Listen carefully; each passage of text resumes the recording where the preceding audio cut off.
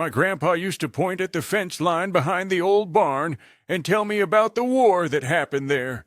Not the kind with guns, but the kind where the government pays people to rip living food out of the ground. He called it the fence eater, that thorny vine with the red berries that climbed everything it touched. Rosa rugosa, the botanist named it, but around here we just called it the Japanese rose or the Ramana's rose. It had more vitamin C packed into those wrinkled hips than any orange that ever came out of Florida, and it grew without a single drop of care from January to December. That's exactly why they wanted it gone.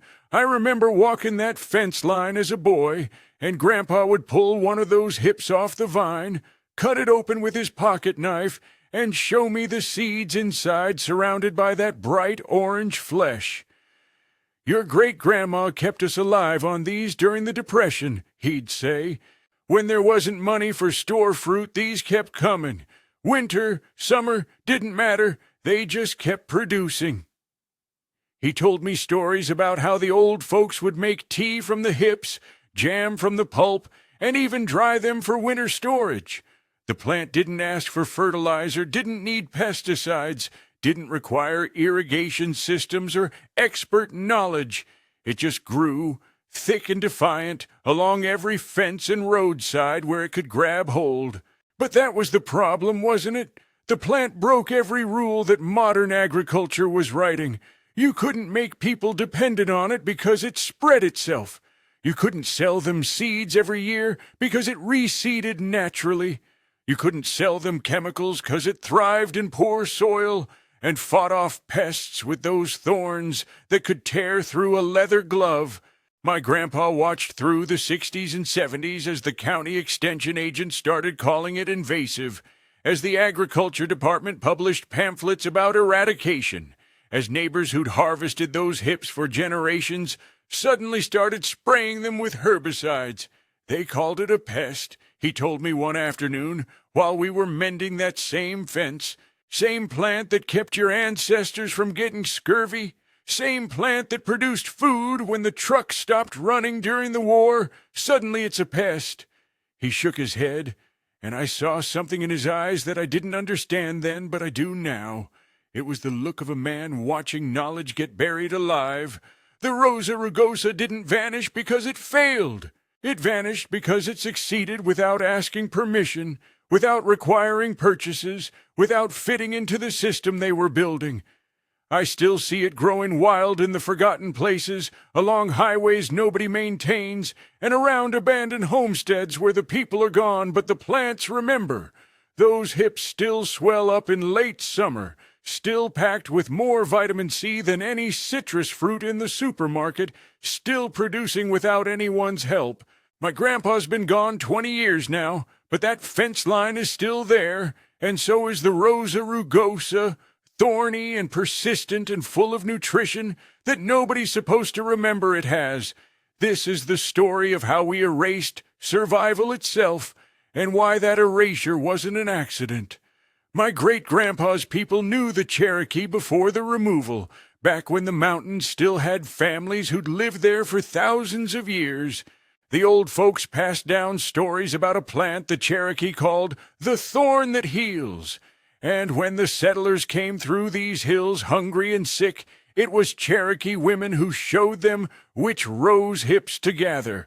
The Cherokee had used Rosa rugosa's relatives for generations, the wild roses that grew native in these mountains. But when the Japanese rose came over in the 1800s through trade ships, they recognized it immediately. Stronger hips, bigger fruits, same medicine.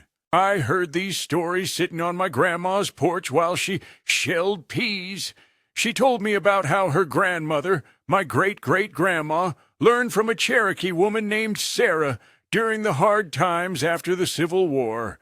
Sarah showed her how to pick the hips after the first frost when the sugars concentrated, how to split them and scrape out the seeds, how to dry them for tea that would keep away the bleeding gums and weakness that came from winter diets of nothing but salt pork and cornmeal.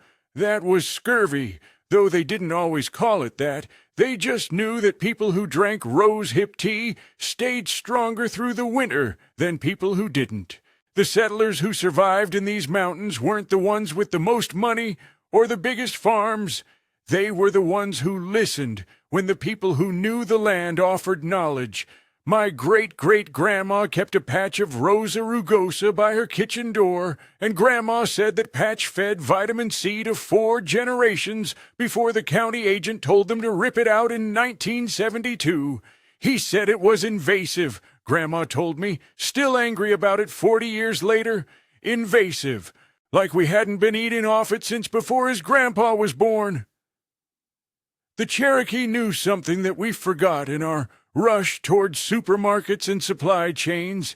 They knew that medicine and food weren't separate things, that a plant didn't have to be convenient to be valuable, that survival meant working with what grew strong instead of trying to make weak things grow through force. When the Trail of Tears emptied these mountains of the people who'd lived here forever, some of their knowledge stayed behind in the plants they'd cultivated and the lessons they'd shared. Rosa rugosa was part of that knowledge, passed from hand to hand, garden to garden, grandmother to granddaughter. My grandma showed me the spot where that original patch grew, though by the time I was old enough to remember, it was just lawn. She dug it out herself with tears in her eyes because the extension agent said it would lower their property value, said it would spread to the neighbors, said it wasn't appropriate for modern landscaping. She saved one plant in a pot that she kept hidden behind the shed, but it never thrived in captivity the way it had thrived in the ground.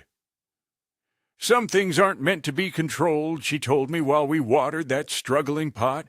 Your great-great-grandma knew that. The Cherokee knew that, but we forgot. That forgetting wasn't accidental, and it wasn't just about one plant. It was about severing the connection between people and the land that fed them without asking for payment. The Cherokee were removed, and then the plants that carried their knowledge were removed too, one garden at a time, one extension agent visit at a time, until survival itself became something you had to buy instead of something you could grow. My great-grandma planted her victory garden in the spring of 1943, and right there in the middle of the tomatoes and green beans, she put in 6 Rosa rugosa bushes. I've got the photograph somewhere, her standing in front of that garden with her arms crossed, looking proud and defiant at the same time. Back then the government was actually telling people to plant these roses. I've seen the pamphlets myself, kept in a box in my aunt's attic. Rose hips, the vitamin C crop for victory, one of them said.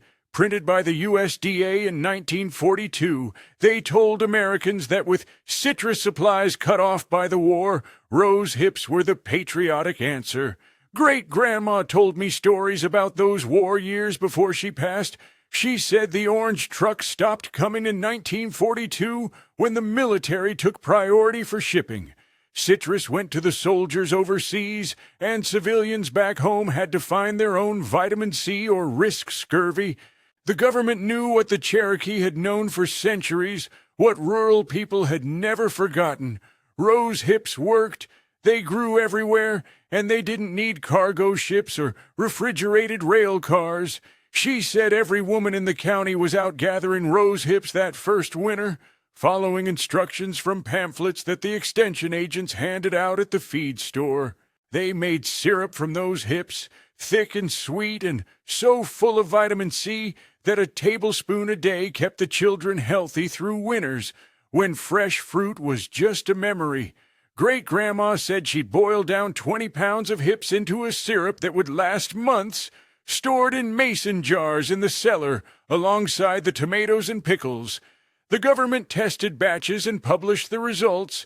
Rosa rugosa hips contained up to 2,000 milligrams of vitamin C per 100 grams of fruit. Oranges had maybe 50 milligrams if you were lucky. The math wasn't even close.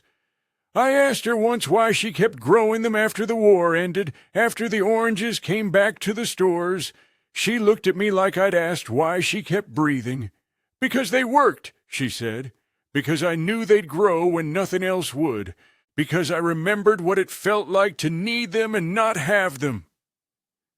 She kept those bushes until 1967, when my grandpa decided to expand the lawn, and she didn't fight him on it. By then the culture had shifted. Victory gardens were old-fashioned, store-bought was modern, self-sufficiency was poverty, and dependence on the supply chain was progress. But I've got those pamphlets and I've read them cover to cover. The government knew exactly what Rosa rugosa could do. They published recipes, growing instructions, nutritional data, and harvest schedules.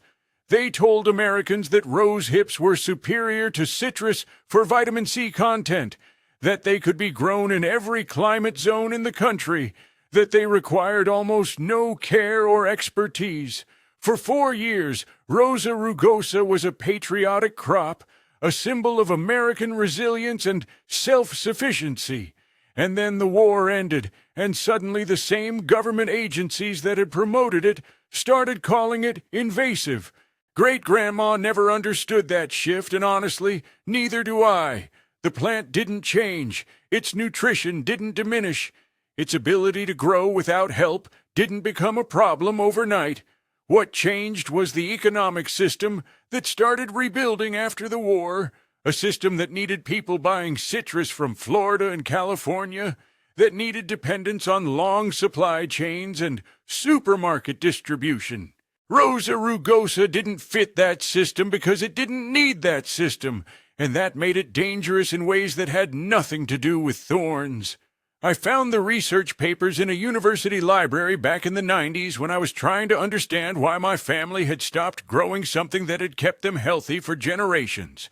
The USDA published a comprehensive study in 1946 titled Rose Hips as a Source of Vitamin C. The lead researcher was a man named Dr. Harold Booth, and his team analyzed Rosa rugosa hips from test plots across 15 states. The numbers were staggering, and they were buried almost as soon as they were published. Dr. Booth's team found that fresh Rosa rugosa hips contained between 1,700 and 2,000 milligrams of vitamin C per 100 grams of fruit.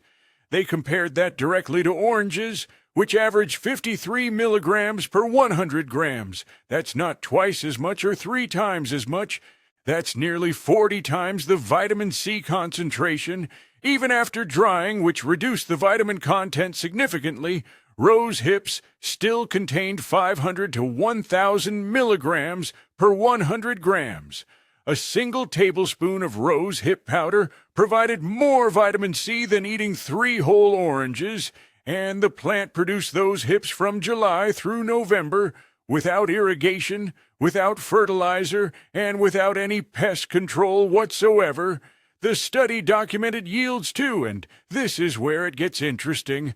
A mature Rosa rugosa bush, 5 years old, produced between 15 and 20 pounds of hips per season. Plant them 6 feet apart, and you could get 1,200 bushes per acre. That's potentially 24,000 pounds of hips per acre, containing enough vitamin C to meet the daily requirements of 50,000 people for an entire year.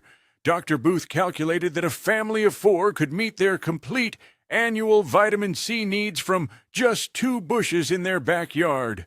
He wrote that Rosa rugosa represented a permanent self-sustaining solution to nutritional deficiency that requires no industrial support infrastructure. I tracked down Dr. Booth's assistant, a woman named Margaret Chen, in 1998. She was 91 years old and still sharp as a tack. She told me that the Florida Citrus Commission sent representatives to their office in 1947. They were very polite, she said, very professional. They explained that our research was damaging to American agriculture, that it threatened thousands of jobs in the citrus industry, that promoting rose hips would undermine export markets. Dr. Booth was pressured to emphasize the difficulties of processing rose hips, the presence of fine hairs inside the fruit that caused irritation if not removed properly, the variability in vitamin content between different growing conditions. Margaret said they were told to stop active promotion of Rosa rugosa cultivation. The research remained published, technically available to anyone who wanted to look for it, but the USDA never printed another pamphlet about rose hips after 1947. The extension agents who had taught people to grow and harvest them during the war started teaching them to grow hybrid tea roses instead, ornamental varieties that produced beautiful flowers, and useless hips with almost no nutritional value. We had proven that a family could be nutritionally independent, Margaret told me. That was the problem. Independence doesn't generate revenue. I've got copies of Dr. Booth's research in a filing cabinet in my office. The numbers haven't changed and the plant hasn't changed. What changed was the decision about what knowledge would be promoted and what knowledge would be quietly shelved. Rosa rugosa didn't fail any scientific test. It exceeded every measure of nutritional value, hardiness, and yield, but it failed the only test that mattered in post-war America. It couldn't be controlled, packaged, and sold through the system they were building, and that made it more dangerous than any pest. I watched it happen in the 70s, and I was old enough by then to understand what I was seeing. The supermarkets came to our county in 1972, big chain stores that replaced the local grocers who'd been selling produce from area farms for generations. Those new stores had produce sections that looked like something from a magazine, perfect pyramids of identical oranges under bright fluorescent lights. Every piece of fruit, the same size and color, available every single day of the year regardless of season. My dad took me into the new Kroger that first week it opened, and I remember standing in front of that orange display while he explained what we were looking at. "Those came from California," he said, "picked 2 weeks ago, gassed with ethylene to turn them orange, shipped in refrigerated trucks across 2,000 miles. He picked one up and showed me the little sticker, Sun-Kissed, a brand name on a piece of fruit, like it was a car or an appliance. "This is what people want now," he said, and I heard something sad in his voice. "Perfect, convenient, the same every time." The supermarket model required fruit that could survive long-distance shipping, that ripened on command with gas treatment, that looked perfect after spending weeks in transit and storage. Oranges fit that model because the citrus industry had spent decades breeding varieties and developing infrastructure specifically for that purpose. Rosa rugosa didn't fit because you couldn't ship those hips across the country. They were too delicate, too variable in size and shape, and they didn't ripen all at once in a way that allowed for mechanical harvesting and bulk processing. I remember the county extension agent coming to our school in 1974 to talk about modern agriculture. He showed us slides of orange groves in Florida, massive operations with thousands of identical trees in perfect rows, mechanical harvesters that could strip a tree in minutes, processing plants that could juice 10,000 oranges an hour. Then he showed us a slide of Rosa rugosa growing along a fence, and called it an example of unmanaged plant growth that reduces property values and creates maintenance problems. The same plant the government had promoted 30 years earlier was now a cautionary tale about what happens when you don't control nature properly. My mom still had 2 Rosa rugosa bushes by the back fence, and I asked her that night if she was going to get rid of them. She said no, but I could tell she was thinking about it. The neighbors had already ripped theirs out, replacing them with ornamental shrubs that required weekly watering and monthly fertilizing, but produced nothing you could eat. "It's not fashionable anymore," she told me. "People think it looks messy, too wild." Within 5 years, she'd removed them too, not because they stopped producing or because we stopped using the hips, but because having them felt like admitting we couldn't afford to buy our vitamin C from the store like everyone else. That's how erasure works in America. It's not dramatic or violent. It's just the slow pressure of feeling outdated, the quiet shame of doing things the old way, the constant message that convenience and uniformity are more valuable than resilience and nutrition. The supermarkets didn't ban Rosa rugosa. They just made it irrelevant by offering oranges year-round at prices subsidized by government programs that supported industrial citrus operations. They made self-sufficiency look like poverty and dependence look like progress, and we all went along with it because the alternative was admitting that perfect orange pyramids under fluorescent lights were a worse deal than thorny bushes in the backyard that nobody had to pay for. Back in the 80s, we saw something new happening in the farm supply stores.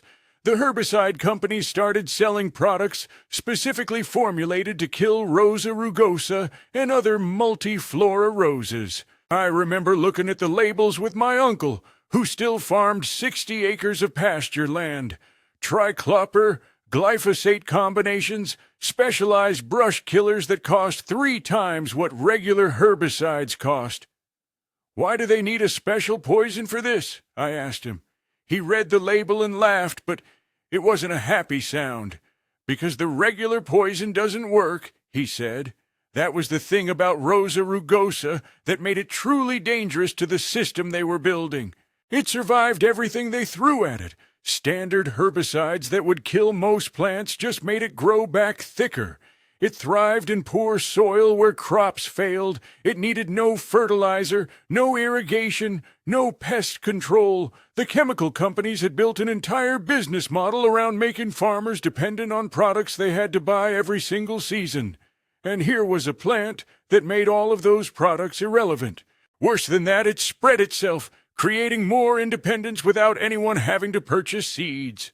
My uncle showed me a pamphlet from Dow Chemical that year, printed on glossy paper, with photographs of Rosa rugosa labeled as invasive species threat.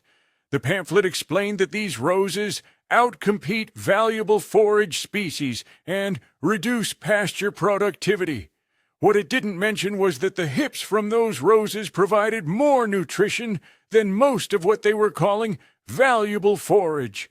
What it didn't say was that Rosa rugosa fixed nitrogen in the soil, improving it for other plants.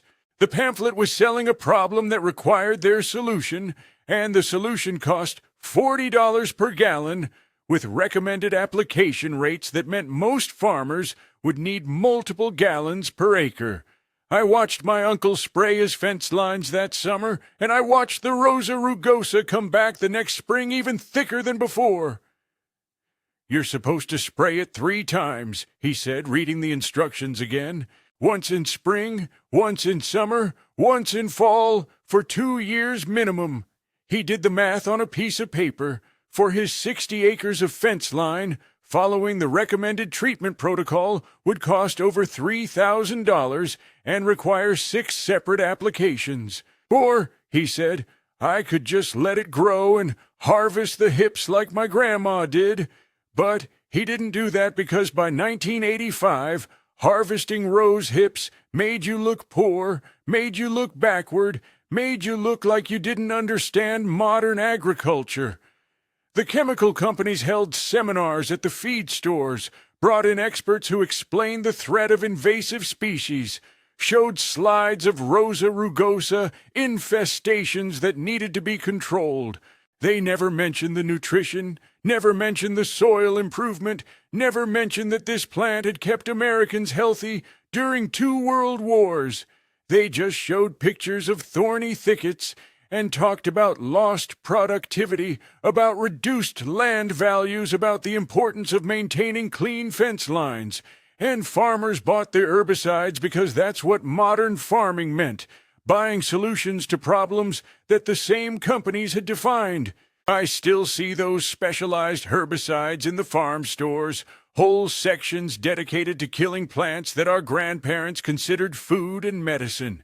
The labels have gotten more sophisticated, the chemicals more powerful, the prices higher.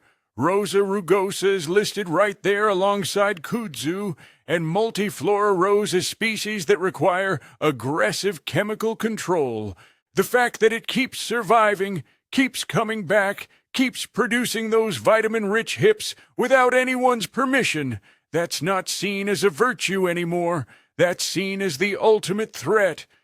Young farmers at the market told me their permaculture teachers are bringing it back, and I didn't believe them at first. This was 3 years ago at the county farmers market, and I was buying tomatoes from a couple in their 30s who'd started a small farm using what they called regenerative methods. They had Rosa rugosa hips for sale, $2 for a half-pound bag, and I almost laughed because I remembered when you couldn't give those things away. "Where'd you learn about these?" I asked them, and the young woman's face lit up. She told me about a permaculture design course she'd taken in 2019, taught by a man named Jeff Lawton, who'd studied under Bill Mollison in Australia.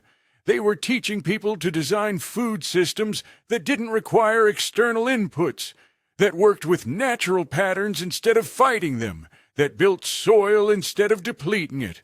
Rosa rugosa was featured in the curriculum as an example of what they called a multi-function plant. It provided food, medicine, nitrogen fixation, erosion control, and wildlife habitat without requiring any human intervention once established. "Everything modern agriculture says is impossible," she told me. "This plant just does naturally." I started seeing it at other farms too. Young people planting Rosa rugosa as hedgerows around their vegetable gardens, using it as a living fence that produced food instead of just marking boundaries. They were reading research that had been buried for decades, finding those USDA studies from the 1940s, discovering what their great-grandparents had known and their parents had forgotten. A farmer named Marcus showed me his setup, 200 Rosa rugosa bushes planted on contour lines on a sloped property. "They hold the soil, feed the bees, give me vitamin C, and I've never watered them once," he said. "Compare that to the input costs on an orange grove." The university extension programs are starting to notice, though they're careful about how they talk about it. I found a paper published in 2021 by researchers at Cornell studying Rosa rugosa's potential as a low-input perennial crop for small farms. They documented the same yields and nutrition that Dr. Booth had documented 75 years earlier, but now they were framing it as a discovery, as innovation, as if this knowledge hadn't been systematically suppressed. The paper noted that Rosa rugosa required 0 irrigation in their trials, 0 fertilizer, and 0 pest control, while producing 15 to 20 pounds of hips per mature bush. They called it a promising candidate for climate-resilient food systems. I talked to one of those Cornell researchers on the phone last year, a young agronomist named Dr. Sarah Patel. She told me they were getting pushback from industry partners who funded other research projects. "We're not supposed to promote crops that don't require inputs," she said carefully. "That's not the language we use, but that's the reality. Our funding comes from companies that sell seeds, fertilizers, and pesticides. A plant that needs none of those things isn't just irrelevant to that model, it's threatening to it." She published her research anyway, and I respect her for that. The young farmers don't care about the politics or the economics of industrial agriculture. They care about building farms that can survive without constant cash inputs, that produce food and medicine their communities actually need, that regenerate the land instead of extracting from it. Rosa rugosa fits that vision perfectly, which is why it's showing up in more gardens and small farms every year. They're not calling it a rediscovery or an innovation. They're calling it what it is, knowledge that never actually disappeared, just got buried under decades of propaganda about what modern agriculture was supposed to look like. This plant doesn't need their seeds, their chemicals, or their distribution networks, which is exactly why they wanted it gone from our memory. I understand that now in a way I didn't when I was younger. The erasure of Rosa rugosa wasn't about the plant failing or becoming obsolete or being replaced by something better. It was about a plant that succeeded too well outside the system of control that corporations were building around food production. You cannot patent Rosa rugosa because it's been growing for thousands of years. The seed companies that spent billions developing hybrid crops that farmers have to buy new every season. They can't make money on a plant that reseeds itself and spreads through root suckers. Monsanto can't sell you Rosa rugosa seeds that only grow one generation. Pioneer can't license you genetics that require their specific fertilizer blends. The plant just grows, and it keeps growing, and it makes more of itself without asking anyone's permission or requiring anyone's purchase. I talked to a seed company representative at a farm expo in 2018, and I asked him directly why they didn't sell Rosa rugosa. He was honest in a way that surprised me. "There's no business model," he said. "A customer buys it once, plants it once, and never needs us again. That's not a product, that's a solution. And solutions don't generate recurring revenue." He said it without shame, like he was explaining basic economics, and I suppose he was. The entire structure of modern agriculture is built on dependence, on farmers and gardeners needing to buy something new every season, on problems that require purchased solutions. Rosa rugosa doesn't fit that structure because it solves problems permanently. Plant it once and it produces food for decades without fertilizer, without pesticides, without irrigation, without replacement seeds. It improves the soil instead of depleting it, feeds pollinators, prevents erosion, and spreads itself to create more abundance. Every single one of those characteristics makes it valuable to people and worthless to corporations. A plant that makes people independent is a plant that makes companies irrelevant. And that's not something they can allow to become common knowledge. The chemical companies can't sell you products to help Rosa rugosa grow, because it doesn't need help growing. They can only sell you products to kill it, which is why those products exist and why the marketing around them is so aggressive.